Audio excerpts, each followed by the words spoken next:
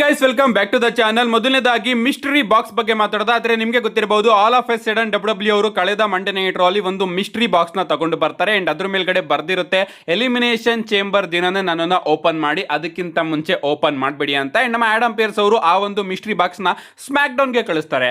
Smack down ನಲ್ಲಿ ಅದನ್ನ ನೋಡಿದಂತಹ ನಮ್ಮ ನಿಕ್ ಆಲ್ಡಿಸ್ ಅವರು ಈ ಒಂದು ಮಿಸ್ಟರಿ ಬಾಕ್ಸ್ ನ ಮಂಡೇ ನೈಟ್ ರಾ ಗೆ ಕಳಿಸಿ ಅಂತ ಹೇಳ್ತಾರೆ.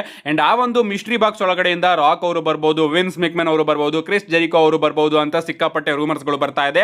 ಅಂಡ್ ಈಗ ಪ್ರಾಬಬ್ಲಿ ಗೈಸ್ ಆ ಒಂದು ಮಿಸ್ಟರಿ ಬಾಕ್ಸ್ ಅಲ್ಲಿ ಡ್ಯಾನ್ ಹೌಸಿನ್ ನ ಲೀಡ್ ಕೂಡ ನಮಗೆ ನೋಡೋದಕ್ಕೆ ಸಿಗಬಹುದು ಅಂತ ಅಪ್ಡೇಟ್ ಗಳು ಬರ್ತಾ ಇದೆ. ಎಸ್, ನಿಮ್ಮೆಲ್ಲರಿಗೂ ಕೂಡ ಗೊತ್ತೇ ಇರಬಹುದು, ರೀಸೆಂಟ್ ಆಗಿ ಒಂದು ವಿಡಿಯೋದಲ್ಲಿ ನಾನು ನಿಮಗೆ ತಿಳಿಸಿದ್ದೆ, ಡ್ಯಾನ್ ಹೌಸಿನ್ AEW ಕಂಪನಿಯ ಸೂಪರ್ ಸ್ಟಾರ್ ಅಂಡ್ ಇವರ ಕ್ಯಾರೆಕ್ಟರ್ ಒಂದ್ ರೀತಿ ಡಾರ್ಕ್ ಕ್ಯಾರೆಕ್ಟರ್ ಅಂತಾನೆ ಹೇಳ್ಬೇಕು. ಅಂಡ್ ಇವರು ಆದಷ್ಟು ಬೇಗ WWE ಅಲ್ಲಿ ನೋಡೋದಕ್ಕೆ ಸಿಗಬಹುದು ಅಂತ ಅಪ್ಡೇಟ್ ಗಳು ಬರ್ತಾ ಇತ್ತು. ಅಂಡ್ ಇವರ ರಿಲೇಟೆಡ್ ಆಗಿ WWE ಅವರು ಈ ಒಂದು ಮಿಸ್ಟರಿ ಬಾಕ್ಸ್ ಸ್ಟೋರಿ ಲೈನ್ ನ ತಗೊಂಡು ಬರ್ಬೋದು ಅಂತ ಅಪ್ಡೇಟ್ ಗಳು ಬರ್ತಾ ಇದೆ. ಏನೇ ಆಗ್ಲಿ, ಆ ಒಂದು ಬಾಕ್ಸ್ ಒಳಗಡೆಯಿಂದ ಯಾರಾದ್ರೂ ಸೂಪರ್ ಸ್ಟಾರ್ ಬಂದ್ರೆ ನಿಜವಾಗ್ಲೂ ವಿಚಿತ್ರವಾಗಿರುತ್ತೆ. ಯಾಕಂದ್ರೆ 2-3 ವಾರ ನೀವು ಆ ಬಾಕ್ಸ್ ಒಳಗಡೆ ಯಾವ ರೀತಿ ಇದ್ರಿ ಅಂತ ಪ್ರಶ್ನೆ ಉಂಟಾಗುತ್ತೆ. ಸೊ ಪ್ರಾಬಬ್ಲಿ ಯಾವ್ದಾದ್ರು ಥಿಂಗ್ಸ್ ಆ ಬಾಕ್ಸ್ ಒಳಗಡೆಯಿಂದ ಹೊರಗಡೆ ಬರ್ಬೋದು ಅಂತ ಅನ್ಕೋತೀನಿ. ನೋಡೋಣ, ಎಲಿಮಿನೇಷನ್ ಚೇಂಬರ್ ಇನ್ನೇನು ಹತ್ರ ಎಲ್ಲ ಮುಂದಿನ ವಾರ ನೋಡೋದಕ್ಕೆ ಸಿಗ್ತಾ ಇದೆ. ಅಷ್ಟರಲ್ಲಿ ರಿವೀಲ್ ಆಗುತ್ತೆ ಆ ಮಿಸ್ಟರಿ ಬಾಕ್ಸ್ ಒಳಗಡೆ ಯಾರು ಇರ್ತಾರೆ ಅಂತ. ನೆಕ್ಸ್ಟ್ ಅಪ್ಡೇಟ್ ಕಡೆ ಬರೋದಾದ್ರೆ ಇದ್ದಿರ್ತಕ್ಕಂಥದ್ದು ನಮ್ಮ ಜಾನ್ಸಿನ್ ಅವರ ಬಗ್ಗೆ. ಫೈನಲಿ ನಮ್ಮ ಜಾನ್ಸಿನ್ ಅವರು ಕೂಡ ಆ ಮಂಕಿ ಫೋಟೋನ ಪೋಸ್ಟ್ ಮಾಡಿದ್ದಾರೆ. ಈ ಒಂದು ಮಂಕಿನ ನೀವು ಇಂಟರ್ನೆಟ್ ಅಲ್ಲಿ ಈಗ ಸದ್ಯಕ್ಕೆ ತುಂಬಾನೇ ನೋಡ್ತಿರಬಹುದು.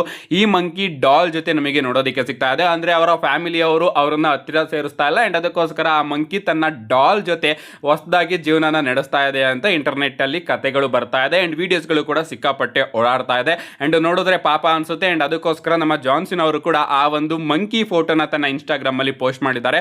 ನಿಜವಾಗ್ಲೂ ಆ ಒಂದು ವಿಡಿಯೋನ ನೋಡಿ ನಾನು ಕೂಡ ಸಿಕ್ಕಾಪಟ್ಟೆ ಎಮೋಷನಲ್ ಆಗೋಗಿದ್ದೆ.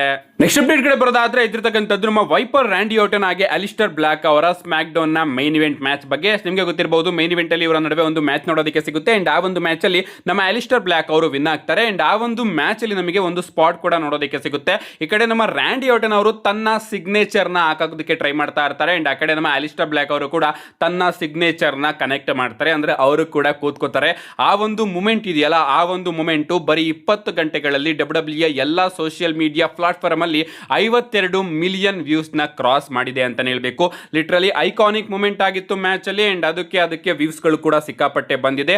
ಅಷ್ಟೇ ಅಲ್ಲ ಗಾಯ್ಸ್, ಅಲಿಸ್ಟರ್ ಬ್ಲಾಕ್ ಅವ್ರನ್ನ WWE ಅವರು ಸಡನ್ ಆಗಿ ಮೈನ್ ಇವೆಂಟ್ ಅಲ್ಲಿ ರ್ಯಾಂಡಿ ಆರ್ಟನ್ ಅವ್ರನ್ನ ಸೋಲ್ಸೋ ರೇಂಜ್ ಗೆ ಕರ್ಕೊಂಡು ಬಂದ್ರು ಅಂತಾನೆ ಹೇಳ್ಬೇಕು. ಇದು ನನಗೆ ಸಿಕ್ಕಾಪಟ್ಟೆ ಆಶ್ಚರ್ಯ ಅನ್ಸುತ್ತೆ. ಇನ್ನು ನಮ್ಮ ಡ್ರೂ ಮ್ಯಾಕೆಂಟೈರ್ ಅವರು ಯಾಕೆ ರ್ಯಾಂಡಿ ಆರ್ಟನ್ ಅವರ ಮೇಲೆ ಅಟ್ಯಾಕ್ ಮಾಡಿದ್ರು ಅಂದ್ರೆ, ನಮ್ಮ ಮೈಕಲ್ ಕಾಲ್ ಅವರು ಹೇಳ್ತಾರೆ ರ್ಯಾಂಡಿ ಆರ್ಟನ್ ಅವರು ಎಲಿಮಿನೇಷನ್ ಚೇಂಬರ್ ಮ್ಯಾಚ್ ಒಳಗಡೆ ಇದ್ದಾರೆ ಅಂಡ್ ಅದಕ್ಕೋಸ್ಕರ ಡ್ರೂ ಮ್ಯಾಕೆಂಟೈರ್ ಅವರು ಬಂದು ರ್ಯಾಂಡಿ ಆರ್ಟನ್ ಅವರ ಮೇಲೆ ಅಟ್ಯಾಕ್ ಮಾಡಿದ್ರು ಅಂತ. ಬಟ್ ಒರಿಜಿನಲ್ ಆಗಿ WWE ಅವರು ರಸಲ್ ಮೀನಿಯಾಗೆ ಒಂದು ಮಲ್ಟಿ ಪರ್ಸನ್ ಮ್ಯಾಚ್ ನ ಪ್ಲಾನ್ ಮಾಡ್ತಾ ಇದ್ದಾರೆ. Drew McIntyre, Cody Rhodes, Randy Orton ಹಾಗೆ ಜೇಕೋಬ್ ಫಾರ್ಟ್ ಅವರ ಜೊತೆಗೆ. ಅಂಡ್ ಪ್ರಾಬಬ್ಲಿ ಈ ಒಂದು ಮ್ಯಾಚ್ ಅಲ್ಲಿ ನಮ್ಮ ಸ್ಯಾಮಿ ಝೈನ್ ಅವರು ಕೂಡ ಇನ್ವಾಲ್ವ್ ಆಗಬಹುದು. ಅಂಡ್ ಅದಕ್ಕೆ ಒಂದು ಕಿಡಿನ ಹಚ್ಚೋದಕ್ಕೋಸ್ಕರ ಈಗ ಡ್ರೂ ಮ್ಯಾಕೆಂಟೈರ್ ಅವರು ವೈಪರ್ ರ್ಯಾಂಡಿ ಆರ್ಟನ್ ಅವರ ಮೇಲೂ ಕೂಡ ಅಟ್ಯಾಕ್ ಮಾಡಿದ್ದಾರೆ. ಇದನ್ನ ಬಿಟ್ರೆ ಬೇರೆ ಅರ್ಥನೇ ಬರೋದಿಲ್ಲ ಗುರು. ನೀವು ಸಡನ್ ಆಗಿ ಎಲ್ಲಿಂದನೋ ಬಂದು ರ್ಯಾಂಡಿ ಆರ್ಟನ್ ಅವರ ಮೇಲೆ ಅಟ್ಯಾಕ್ ಮಾಡ್ತೀರಾ ಅಂದ್ರೆ, ಸೊ 100% ನಮಗೆ ರಸಲ್ ಮೇನಿಯಾದಲ್ಲಿ ಒಂದು ಮಲ್ಟಿ ಪರ್ಸನ್ ಮ್ಯಾಚ್ ನೋಡೋದಕ್ಕೆ ಸಿಗುತ್ತೆ. ಅಷ್ಟೇ ಅಲ್ಲ, ರೀಸೆಂಟ್ ಆಗಿ ನಮ್ಮ ಡ್ರೂ ಮ್ಯಾಕೆಂಟೈರ್ ಅವರು ಕೋಡಿ ರೋಡ್ಸ್ ಅವರ ಬಗ್ಗೆ ಒಂದು ಸ್ಟೇಟ್ಮೆಂಟ್ ಕೂಡ ಕೊಟ್ಟಿದ್ದಾರೆ. ಅವ್ರು ಹೇಳ್ತಾರೆ, ನಾನಂತೂ ಕೋಡಿ ರೋಡ್ಸ್ ಅವ್ರನ್ನ ಫೇಸ್ ಮಾಡೋದಕ್ಕೆ ಇಷ್ಟನೇ ಪಡ್ತಾ ಇಲ್ಲ. ಯಾಕಂದ್ರೆ ಕೋಡಿ ರೋಡ್ಸ್ ಅವ್ರನ್ನ ಸೋಲ್ಸೋದು ತುಂಬಾನೇ ಕಷ್ಟ ಅಂಡ್ ಅವನ ಕೈಗೇನಾದ್ರೂ ಮತ್ತೊಮ್ಮೆ ಈ ಒಂದು WWE ಅನ್ಡಿಸ್ಪ್ಯೂಟೆಡ್ ಚಾಂಪಿಯನ್ಶಿಪ್ ಹೋದ್ರೆ ನಿಜವಾಗ್ಲೂ ಅವನನ್ನ ಸೋಲ್ಸಿ ಮತ್ತೊಮ್ಮೆ ಈ ಒಂದು ಚಾಂಪಿಯನ್ಶಿಪ್ ನ ಗೆದ್ಕೊಳ್ಳೋದು ತುಂಬಾ ಕಷ್ಟ ಆಗುತ್ತೆ. ಈಗ ಸದ್ಯಕ್ಕೆ ನಾನು ಕೋಡಿ ರೋಡ್ಸ್ ಅವ್ರನ್ನ ಸೋಲ್ಸಿ ಈ ಒಂದು ಚಾಂಪಿಯನ್ಶಿಪ್ ಗೆ ಸ್ವಾತಂತ್ರ್ಯನ ಕೊಟ್ಟಿದ್ದೀನಿ. ಸೊ ಮತ್ತೊಮ್ಮೆ ಅವನನ್ನ ಫೇಸ್ ಮಾಡೋದಕ್ಕೆ ನನಗೆ ಇಷ್ಟ ಇಲ್ಲ ಅಂತ ನಮ್ಮ ಡ್ರೂ ಮ್ಯಾಕೆಂಟೈರ್ ಅವರು ಕೋಡಿ ರೋಡ್ಸ್ ಅವರ ಬಗ್ಗೆ ಸ್ಟೇಟ್ಮೆಂಟ್ ನ ಕೊಟ್ಟಿದ್ದಾರೆ.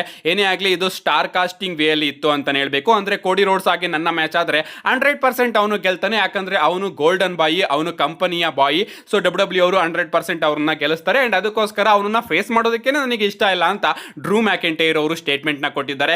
ಅದಕ್ಕೋಸ್ಕರ ಪ್ರಾಬಬ್ಲಿ WWE ಅವರು ರಸಲ್ ಮೀನಿಯಾದಲ್ಲಿ ಒಂದು ಫ್ಯಾಟಲ್ 4-ವೇ ಮ್ಯಾಚ್ ಅಥವಾ ಫ್ಯಾಟಲ್ 5-ವೇ ಮ್ಯಾಚ್ ನ ಬುಕ್ ಮಾಡಬಹುದು. ನೆಕ್ಸ್ಟ್ ಅಪ್ಡೇಟ್ ಕಡೆ ಬರೋದಾದ್ರೆ ಇದ್ದಿರ್ತಕ್ಕಂಥದ್ದು night of champions premium live and ಬಗ್ಗೆ. ಅಪ್ಡೇಟ್ ಗಳು ಬರುತ್ತಿರೋ ಪ್ರಕಾರ ಜೂನ್ 28ನೇ ತಾರೀಕು WWE night of champions premium live and ನಮಗೆ ನೋಡೋದಕ್ಕೆ ಸಿಗುತ್ತಂತೆ. WWE ಅವರು ನೈಟ್ ಆಫ್ ಚಾಂಪಿಯನ್ಸ್ ನ ಮಾಡೋದಕ್ಕೆ ಮತ್ತೊಮ್ಮೆ ಸೌದಿ ಅರೇಬಿಯಾಗೆ ಹೋಗ್ತಾ ಇದ್ದಾರೆ. ರಾಯಲ್ ರಂಬಲ್ ಮುಗಿದ್ಮೇಲೆ ಈ ವರ್ಷ ಇನ್ನೂ ಕೂಡ 2 ಪ್ರೀಮಿಯಂ ಲೈವ್ ಅಂಟು ನಮಗೆ ಸೌದಿ ಅರೇಬಿಯಾದಲ್ಲಿ ನೋಡೋದಕ್ಕೆ ಸಿಗುತ್ತೆ ಅಂಡ್ ಅದರಲ್ಲಿ ಒಂದು ನೈಟ್ ಆಫ್ ಚಾಂಪಿಯನ್ಸ್ ಆಗಿರುತ್ತೆ ಅಂತ ಅಪ್ಡೇಟ್ ಗಳು ಬರ್ತಾ ಇದೆ. ಅಂಡ್ ವರ್ಷದ ಎಂಡಿಂಗ್ ಅಲ್ಲಿ ಪ್ರಾಬಬ್ಲಿ ಕ್ರೌನ್ ಜ್ಯುವೆಲ್ ನ ಡಬ್ಲ್ಯೂ ಅವರು ಮತ್ತೊಮ್ಮೆ ಸೌದಿ ಅರೇಬಿಯಾದಲ್ಲಿ ಮಾಡಬಹುದು.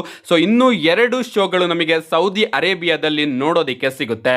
ನೆಕ್ಸ್ಟ್ ಅಪ್ಡೇಟ್ ಗಳು ಬರೋದಾದ್ರೆ ಇದಿರ್ತಕ್ಕಂಥದ್ದು ರಸಲ್ ಮೇನಿಯಾ 42 ನ ಟಿಕೆಟ್ ಸೇಲ್ಸ್ ಬಗ್ಗೆ. ಲಿಟ್ರಲಿ ಟಿಕೆಟ್ಸ್ ಗಳು ಇನ್ನೂ ಕೂಡ ಕಮ್ಮಿ ಸೇಲ್ ಆಗ್ತಾ ಇದೆ. ಅದರಲ್ಲೂ ಕೂಡ ಕಳೆದ ವಾರ ವ್ಯಾಲೆಂಟೈನ್ ವೀಕ್ ಅಲ್ಲಿ ಸಿಕ್ಕಾಪಟ್ಟೆ ಕಮ್ಮಿ ಆಗಿದೆ ಅಂತಾನೆ ಹೇಳ್ಬೇಕು ಟಿಕೆಟ್ ಸೇಲ್ಸ್.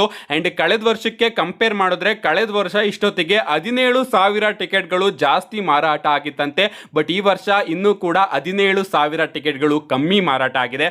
ಅದರಲ್ಲೂ ಕೂಡ ಕಳೆದ ವಾರ ಟಿಕೆಟ್ಗಳ ಮಾರಾಟ ಇನ್ನೂ ಕೂಡ ಕಮ್ಮಿ ಆಗಿದೆ. ಸೊ ಡಬ್ಲ್ಯೂ ಅವರು ಪ್ರಾಬಬ್ಲಿ ಆದಷ್ಟು ಬೇಗ ಇದಕ್ಕೆ ಯಾವ್ದಾದ್ರು ಒಂದು ಸೊಲ್ಯೂಷನ್ ನ ಕೊಡ್ಲೇಬೇಕು. ನಮ್ಮ ನೆಕ್ಸ್ಟ್ ಫೈನಲ್ ಅಪ್ಡೇಟ್ ಕಡೆ ಬರೋದಾದ್ರೆ ಇದಿರ್ತಕ್ಕಂಥದ್ದು ರೋಮನ್ ರೈನ್ಸ್ ಅವರ ಬಗ್ಗೆ. ರೋಮನ್ ರೈನ್ಸ್ ಅವರ ಬಗ್ಗೆ ಒಂದು ವಿಚಿತ್ರವಾದ ಅಪ್ಡೇಟ್ ಬಂದಿದೆ ಅಂತ ಹೇಳ್ಬೇಕು. ಈ ಒಂದು ಅಪ್ಡೇಟ್ ಪ್ರಕಾರ ರೋಮನ್ ರೈನ್ಸ್ ಅವರು ಡಬ್ಲ್ಯೂ ಗೆ ತಿಳಿಸಿದರಂತೆ, ನಾನು ಇನ್ ಮುಂದೆ ಯಾರನ್ನು ಕೂಡ ಓವರ್ ಮಾಡೋದಕ್ಕೆ ಇಲ್ಲಿಗೆ ಬರೋದಿಲ್ಲ ಅಂತ. ಅಂದ್ರೆ ರೋಮನ್ ರೈನ್ಸ್ ಅವರು ಯಾವುದೇ ಸೂಪರ್ ಸ್ಟಾರ್ ನ ಓವರ್ ಮಾಡೋದಕ್ಕೆ ಡಬ್ಲ್ಯೂ ಅಲ್ಲಿ ಬರೋದಿಲ್ವಂತೆ. ಡಬ್ಲ್ಯೂ ಅಲ್ಲಿ ಮ್ಯಾಚ್ ಅನ್ನು ಕೂಡ ಆಡೋದಿಲ್ವಂತೆ. ಇದನ್ನ ರೋಮನ್ ರೈನ್ಸ್ ಅವರೇ ಡಬ್ಲ್ಯೂ ಗೆ ತಿಳಿಸಿದರಂತೆ. ಸೊ ಯಾರಾದ್ರೂ ಸೂಪರ್ ಸ್ಟಾರ್ ನ ದೊಡ್ಡ ಸ್ಟಾರ್ ಆಗಿ ಮಾಡಬೇಕು ಅಂದ್ರೆ ಅದು ನಿನ್ನ ಕೆಲಸ, ನಮ್ಮ ಕೆಲಸ ಅಲ್ಲ. ಸೊ ಇನ್ ಮುಂದೆ ನಾನು ಯಾರನ್ನು ಕೂಡ ಓವರ್ ಮಾಡೋದಕ್ಕೆ ಅಂತಾನೆ ಬರೋದಿಲ್ಲ ಅಂತ ಹೇಳಿದ್ದಾರೆ. ಸೊ ಇದು ಯಾರ್ ತಪ್ಪು ಯಾರ್ ಸರಿ ಅಂತ ನನಗಂತೂ ಅರ್ಥ ಆಗ್ತಾ ಇಲ್ಲ. ಈಗ ರೋಮನ್ ರೈನ್ಸ್ ಅವ್ರನ್ನ ಡಬ್ಲ್ಯೂ ಅವರು ಓಕೆ ನೀನು ಬ್ರಾನ್ ಬ್ರೇಕರ್ ಅವ್ರನ್ನ ಓವರ್ ಮಾಡಬೇಕು ಅಂತಾನೆ ಬ್ರಾನ್ ಬ್ರೇಕರ್ ಅವರ ಜೊತೆ ಸಡನ್ ಆಗಿ ಫ್ಯೂಡ್ ನ ಹಾಕೋದ್ರೆ ರೋಮನ್ ರೈನ್ಸ್ ಅವರು ಅದನ್ನ ಒಪ್ಕೊಳ್ಳೋದಿಲ್ವಂತೆ.